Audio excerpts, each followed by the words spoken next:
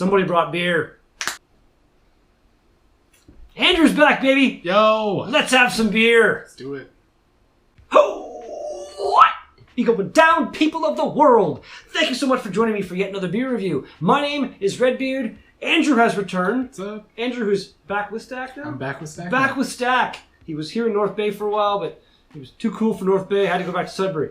And he brought something that's not from Stack or not from Norse. We're just randomly wearing brewery shirts, because why not? Because we're cool. A couple bottles of Bring Out the Imp.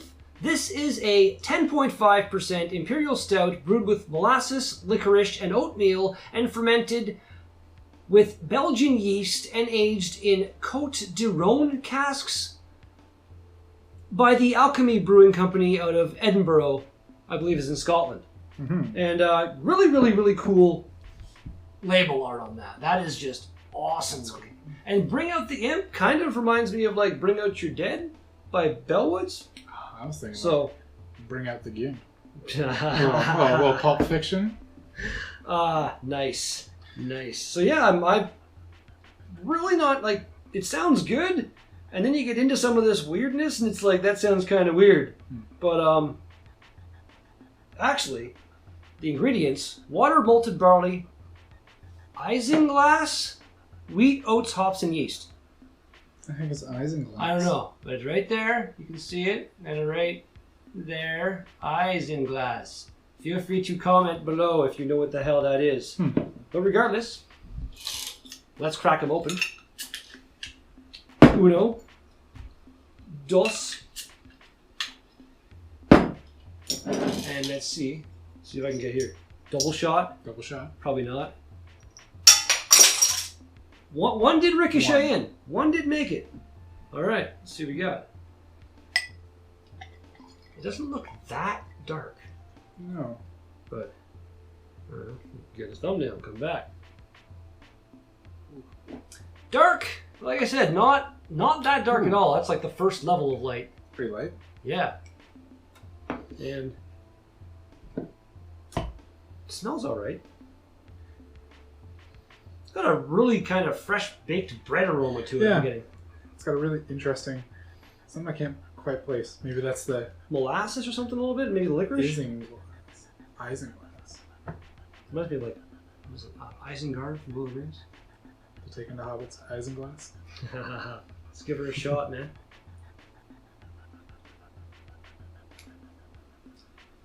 Wow.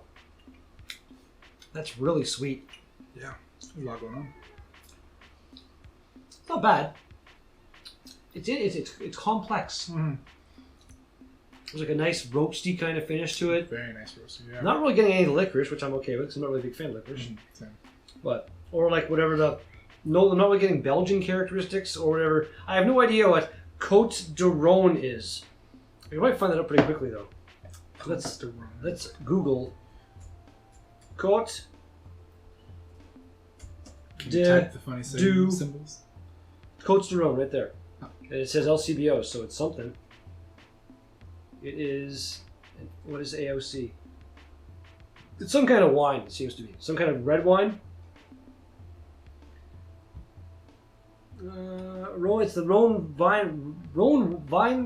wine, I can't speak, region of France. Maybe used throughout the region. So I guess just certain, it is a wine. Although they exist as red, white, and rosé wines. So it could be anything. Yeah, so it's aged in some kind of Côte de Rhône wine barrels. Now let's do this. Cheers, everybody. Cheers. And many cheers. Cheers. Thanks for bringing this by, dude. Absolutely.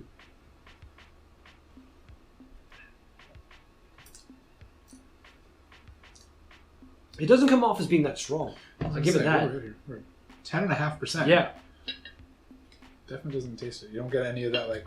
Again, it tastes like a little bit higher ABV, but not that high. I know the like booziness from like the Bastard series. And like as far as beers that come from overseas, really usually they tend to not age well on the trip over here. I find this one here seems like it's still good. Like it says there's a date on it somewhere, but I'm not like shine this in anyone's light here in his face. blind people. Blind the internet. But no, I don't see anything that's No. quite often they're just stamped on the bottleneck, and that's when the bottle has like any kind of condensation. It's so easy for that to just go away. Oh yeah. But yeah, it's decent. I like their little malt water, add hops, add yeast, and ferment. And then this is 3.5 units in Britain's weird. You should only have so many units of alcohol per day kind of thing. I didn't know. And that's how they do that. Yeah. I'm not sure if they have the actual. They don't have the breakdown of it on here, but on some beers they'll say like, I think it's men should have something like a maximum of like 3 or something, and women should have 2 units a day or something. It's interesting. weird. It's saying like this. Any beer that goes to the States, they've got that like Surgeon General's warning and all that stuff. Right. That's just. If you don't know that by the time you get to the age where you're drinking that beer, then that's on you basically. I feel like. That makes sense.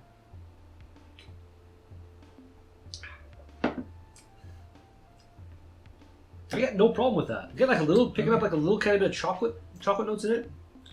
Yeah. I was scared by the licorice. Yeah, me as well. And that, and then I saw the Belgian yeast. and the fact it was aged in some kind of odd thing, but all this weirdness comes together in a pretty nice way. And actually, Alchemy.beer, I love one of those sites, will bring you to Alchemy.beer, and randomly, what other beers do they have? Core beers.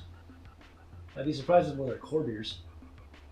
A pale ale, a Citra Burst IPA. That actually sounds like it'd be pretty tasty. Okay. Bad Day at the Office Pale Ale, Rhapsody Extra Pale Ale, Red Rye Pale. They make a lot of pale ales. Yeah. Starlaw Pale Ale, Malt Bomb Modern. Not sure what that is. It's a malt bomb. Steam Lager, Ritual Pale Ale. That's bottled beers. Red IPA, Black IPA, Citra Burst again. So they make some beers. I like they give you all the like the color, the bitterness, the aroma scale thing on it and stuff, and then what it's available in. That's neat. It's actually a pretty cool, a decent way to do website. I like it. And then you can give them a call at 01506 413 because British phone numbers are weird. If you're ever in the mood to randomly call up a Scottish brewery. Maybe they'd like to hear from you. Yeah, my long distance plan. I was gonna say, if I had some kind of international calling on my phone, I'd do it right now. Like, why not? Like, hey, we're live on the internet. I just want to say you guys make a great beer. I bet they'd actually be really happy to hear from us. Yeah. Chances are, though, like, actually, what's the they're ahead. I think they're probably closed. It being 8:20 here, like midnight or something, isn't it? Like 6 or 7 hours ahead. Yeah. No, they're not that far. I think they're 4 or 5. 4 hours. I chat with the guy, Craig. Yeah, he'd know, but he's not here, obviously. And I should know by now because I've asked him at least 50 times at this point. I never remember. But yeah.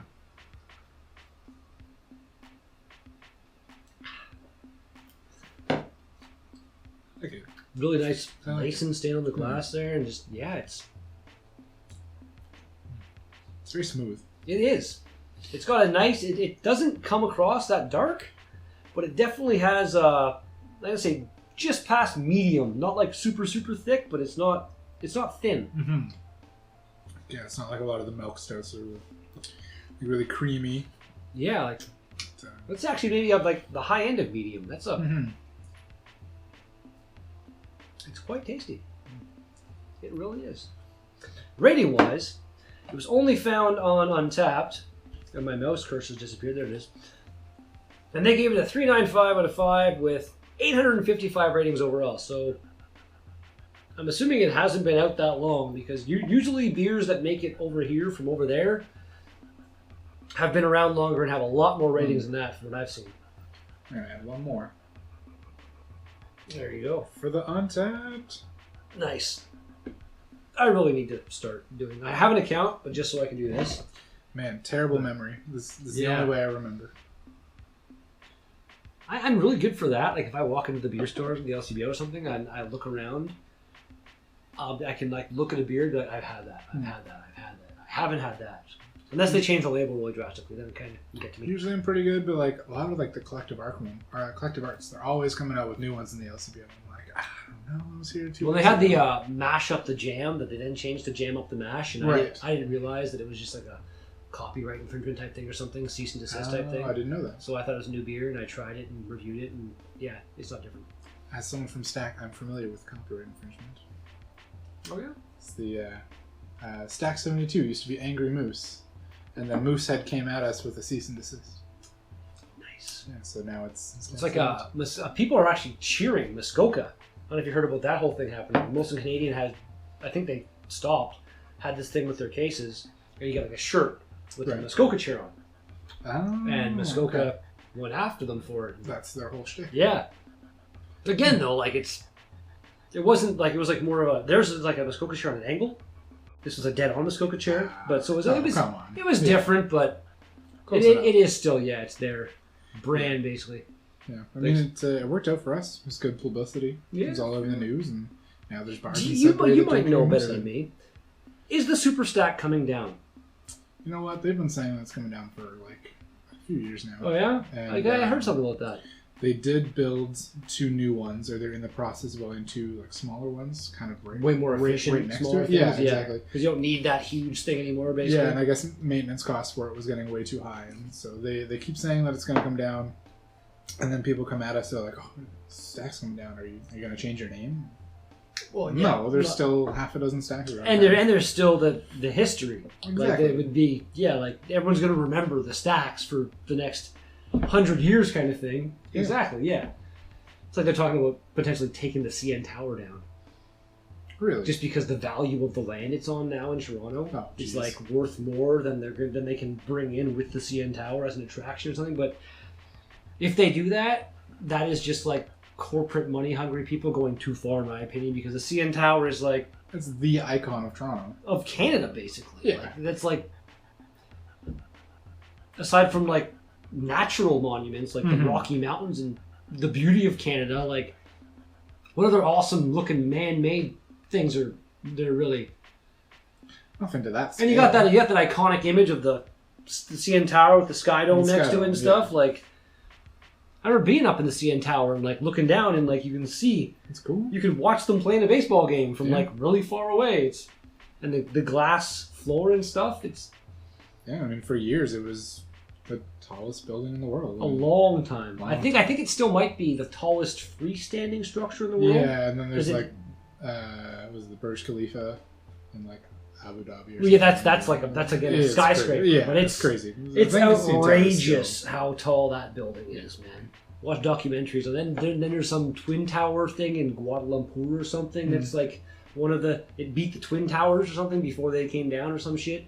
It's outrageous how big we can build things, and also kind of scary. Like I can't even if you're on one of these top floors and some really crazy shit goes down, what are you gonna do? It's like, oh, actually, you know what? If I lived on one of the top floors, I would have like base jumping equipment on hand. Yeah, jump off the balcony. Fucking there you go, man. It's probably your best shot. When you think about when the 9/11 happened and people were jumping to the Twin Towers because they're like, I'm gonna die anyway. Maybe I'll live, and I don't think any of them did. Some people did, but. Yeah, there was a couple recorded people who jumped and probably fucked themselves up, but it was like paraplegic, but lived. It's a life. It's a life. Man. But it's still like after that happened, you'd think that there'd be like, after this happened, it was terrible. Some kind of just training and we now got all these parachutes on hand. Everybody's gonna jump out the building and it's gotta be something. I guess you don't want people to just jump because to parachute you usually they take a course. You go with somebody else the first time and stuff, and it would be really expensive if businesses had to were forced to go through that kind of stuff. Yeah. But anyway, this is the longest review in a while. Wow, it's been a while. 16. That's not terrible. I used to do something I used to always drink the entire beer on camera, and sometimes it would take me over half an hour. So it's a pretty small bottle. Yeah, but it's strong. And you're good. Drinking a lot. Cheers.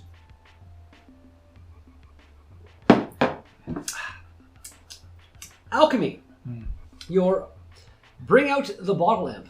Or just bring out the imp, sorry. The bottle amp would work too. Although there's another brew that makes a beer called the bottle amp, so that might have been little bit too much stepping on toes. That's like an 8.75 for me. Like the ingredients are there. I'm not going to fault them for the date because this is something that you could easily, as long as you keep it in a light bottle, it could age probably a couple of years. The stout, they age the best. Imperial stout, yes. Yeah. They age awesome usually. And yeah, I like it. I'd say so. I recommend. You? Yeah, 8 3/4. 8 3/4. I like it. Good stuff. Cool. Cool. Thanks again to Andrew, because he's awesome. And that's the end of the video. If you liked it, smash the thumbs up button in the face, subscribe if you're not subscribed, do the bell notification, all that crap, so you know when I go live with the video games occasionally and do more stuff like this. And I'll be back with something like this pretty frickin' soon. Peace out! Yeah. Oh, thanks, man. That was damn tasty. You know, Tom Cruise put his autograph at the top of the Burj Khalifa when he was up there for Mission Impossible? He signed his Mission name. Impossible was he up there for? Was it 4? Like the newest one with Henry Cavill? Wasn't the newest one. So that'd be like, I think 4 is the newest one. Like 4 would or it be 5. 3? Well, the new one's called like not even numbered. No, there's isn't like it? 6 now. There's like Ghost Protocol. I think it's like Yeah. 6 or Rogue or something. He was up top and he signed his name. I think he signed Katie Holmes' name too. Right up at the very top. Oh yeah, Crazy. that's funny because Katie Holmes and they're not together. Awkward. Scientology's fun.